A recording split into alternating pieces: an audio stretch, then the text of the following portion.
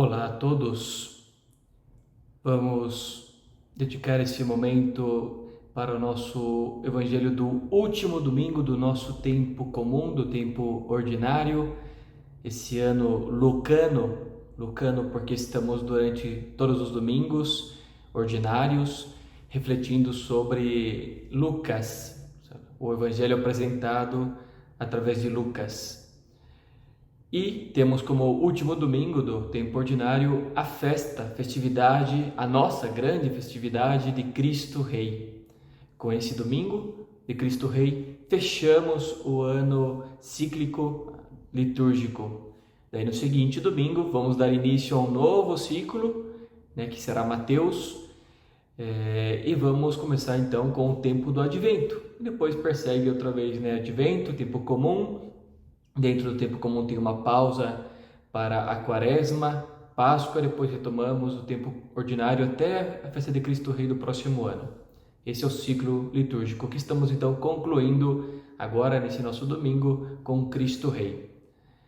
Cristo Rei, cada ano, portanto, temos um evangelho diferente, porque ele segue o ciclo do seu evangelista. No caso, vamos refletir nesse ano ainda São Lucas, como São Lucas vai nos apresentar a festa de Cristo Rei.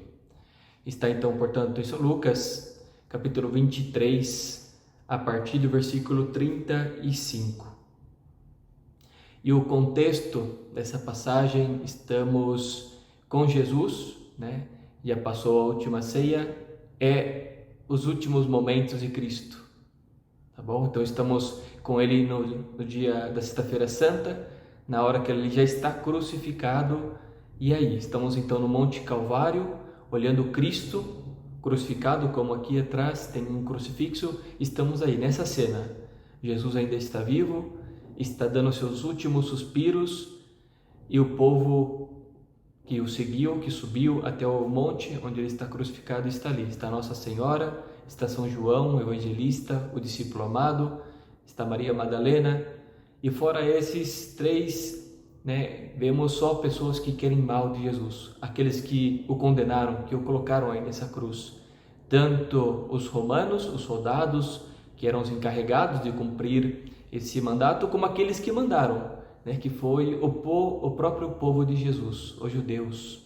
Eles pediram a Pilatos que Jesus fosse crucificado e morto.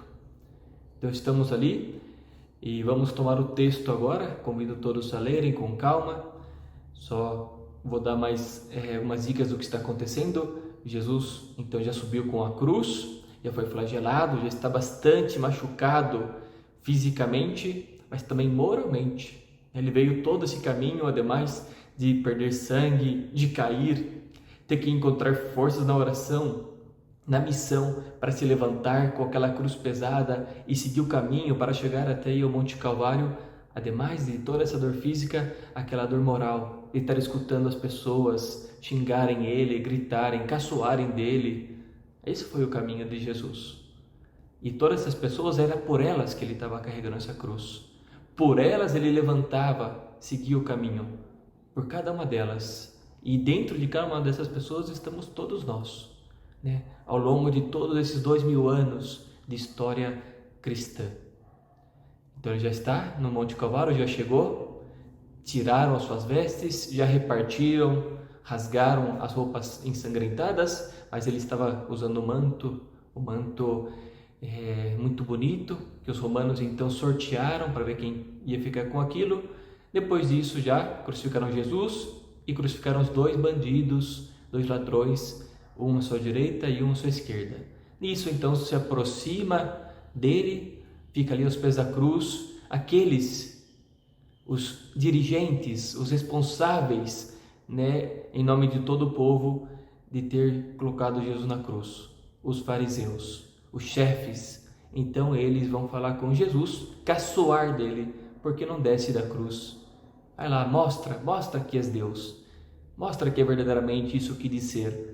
Prova isso descendo da cruz. Não estava pedindo realmente que Jesus descesse, estava dando risada de Jesus, estava caçoando deles. Depois também os bandidos interpelam Jesus, um para seguir com essa mesma ideia de caçoar, de tirar sarro, de falar, prove, vamos ver, prove que é realmente Deus, saia daí e faça que nós saiamos de aqui também. Que já não mereçamos essa condenação. Na verdade é isso que ele está pedindo. Mas o outro bandido, que a tradição cristã nos dá um nome para ele, né? É santo, São Dimas, ele então diz, nós merecemos isso. Mas o mais importante de tudo isso é o que ele diz para Jesus. Lembra-te de mim, Senhor, quando tu entrares no teu reino. E Jesus vai responder para ele, hoje estarás comigo no paraíso. Vamos então, depois dessa breve contextualização, não foi tão breve, né? Mas vamos agora entrar nas perguntinhas de reflexão.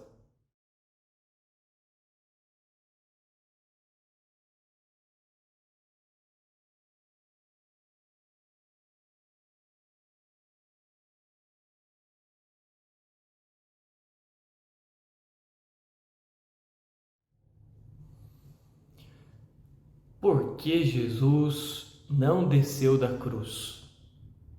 Eu acho que essa é uma pergunta que muitas vezes, diante desse evangelho, nós nos fizemos, pelo menos eu me fiz muitas e muitas vezes. Por que, se eles estavam exigindo que Jesus descesse, mostrasse para eles, né, quem ele era, por que ele não fez isso para provar de uma vez por todas? Bom, né, a resposta está em que mesmo, olha só, mesmo que Jesus descesse daquela cruz, não acreditariam nele. Isso é verdade, é forte, mas é verdade.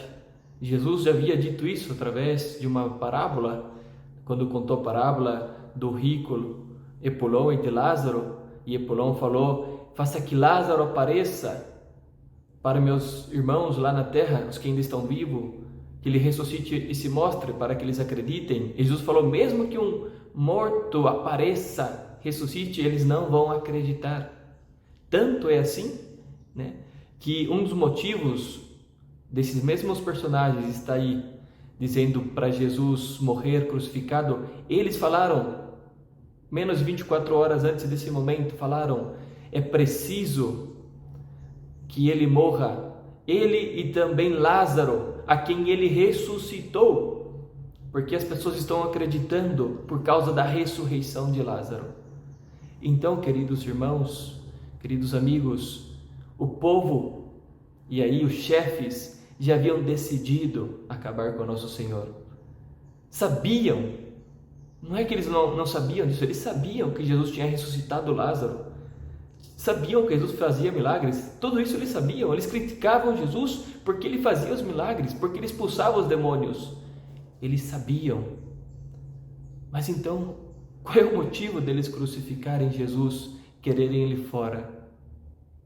Qual é o motivo? Essa é a pergunta de fundo que nós temos que nos fazer, porque aí vamos chegar ao nosso próprio coração.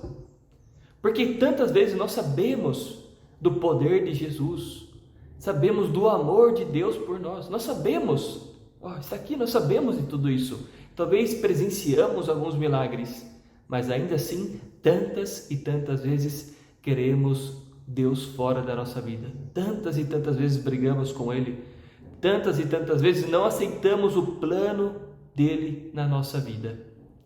E aqui vem a resposta de por que Jesus não desceu da cruz. Porque eles não iam acreditar, mas porque tinha um plano muito maior através dessa dor insuportável, através dessa crucifixão. Havia um plano divino, um plano de amor, um plano de salvação. Estava em jogo a minha salvação, minha, sua, de todos nós. Estava em jogo ir ou não irmos para o céu. Dependia daquele momento humanamente inaceitável, incompreensível. Então somos chamados diante desse mistério da morte de Cristo a aceitar desde a fé. Porque humanamente não vamos ter razões, não serão nunca suficientes diante do justo que se entrega, que se doa por nós, o nosso Cristo Rei. Tomara que essa primeira pergunta deixe ainda questões para serem discutidas, Mas vamos passar também agora para uma segunda questão que nos convida esta mesma passagem evangélica. A segunda pergunta: de qual reino fala o homem crucificado com Jesus, conhecido por nós na tradição como Santo São Dimas? Qual é esse reino que ele pede para Jesus que se lembre dele? E Jesus responde: hoje estarás comigo no paraíso. Jesus identifica, portanto, esse reino que pede Dimas como o paraíso, como o céu. E é disso que se trata realmente. Nós rezamos no Pai Nosso muitas vezes, espero que muitas vezes no dia: venha a nós o vosso reino. É desse reino que o Evangelho hoje nos apresenta que se trata a oração do Pai Nosso. Claro que é o reino do coração de Cristo, claro que é um reino de amor, mas enquanto o reino como lugar, vamos chamar assim, lugar como espaço temporal, isso é o céu. É esse o reino que então Cristo nos tem prometido, nos tem reservado. Hoje estarás comigo esse N-O, em, mais o, designa um lugar. Então Jesus nos promete realmente um lugar, nos garante. Isso tem que nos dar muito conforto. Isso nos abre a esperança da vida eterna. É para lá que nós vamos. Esse é o reino prometido. O problema é que podemos cair num erro, que caíram alguns dos nossos irmãos cristãos, que em vista de que tem a promessa do céu, esquecemos de viver a justiça, o amor aqui na terra. Jesus nos convida sim a olhar com esperança essa promessa, o paraíso que nos é dado, o céu, o seu reino, mas já nesta vida implantando, semeando o reino de Deus entre nossos irmãos.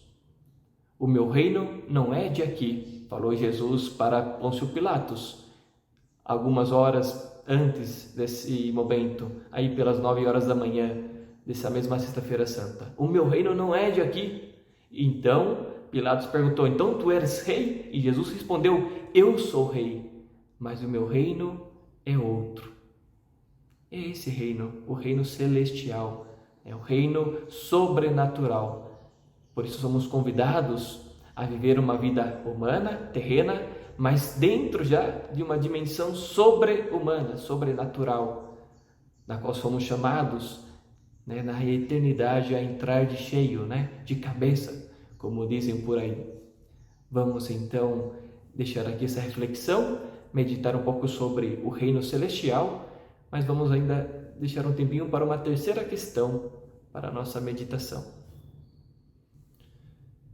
A terceira pergunta que eu quero deixar de modo individual para que cada um pense no seu coração é: o que me falta a mim para que Cristo seja realmente, verdadeiramente Rei da minha vida?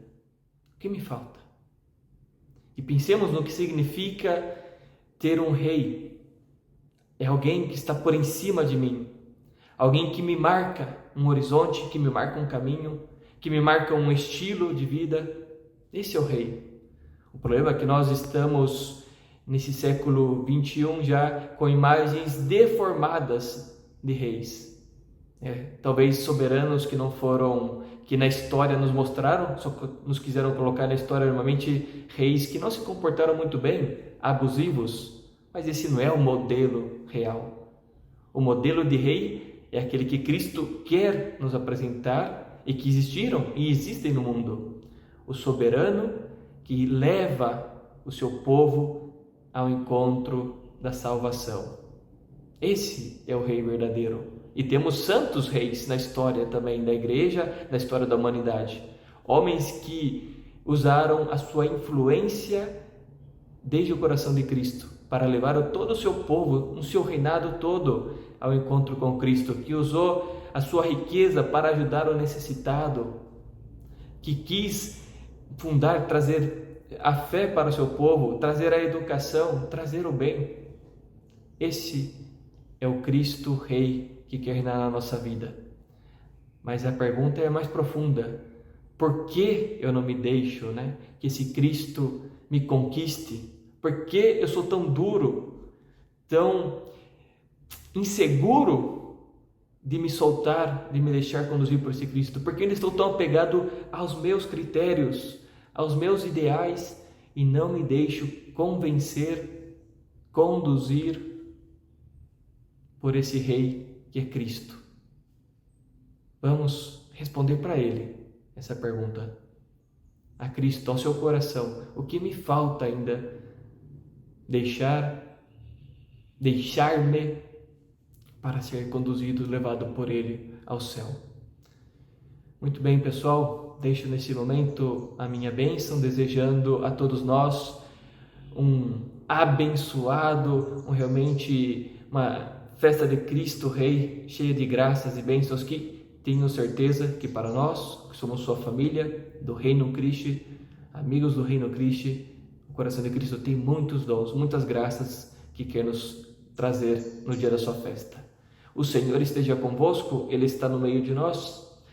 Abençoe-vos Deus Todo-Poderoso, Pai, Filho e Espírito Santo. Amém. Deus os abençoe.